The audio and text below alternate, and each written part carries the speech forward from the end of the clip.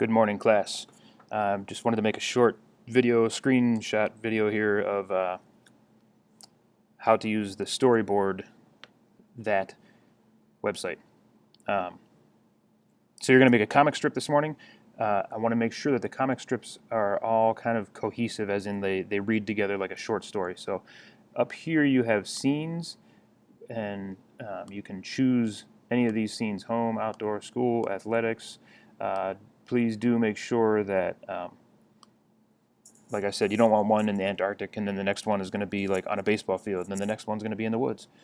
Kind of keep them all together. So like if I were to do like a barn for the first one, drag that down here, and then my second one will be over here, and then I might even be back at the barn, or maybe I'll be over here.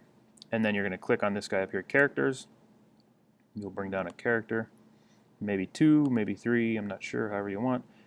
You guys can get creative. With the characters, you can choose like hair color and eye color and shirt color, all these different things, and then the pose. Go to edit pose so you can get them to turn. You can like give them a beard and change their arm. You guys will figure all this out. So make them turn toward the other guy or girl.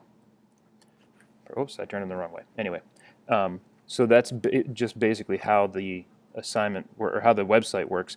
When you're finished, I want you to either screenshot the full thing and send it to me, or if you can't, if your computer is one that's not screenshotting, then take a picture of it with a phone and send it to me that way. Or if you're in class today, then you can obviously just show it to me. And that should be about it. So make your comic strip, make it cohesive. I just want you to learn how to use this website. So today you're just getting in here and making a comic strip that makes sense. Keep it appropriate, but make it about whatever it is you want. Alrighty, and thank you.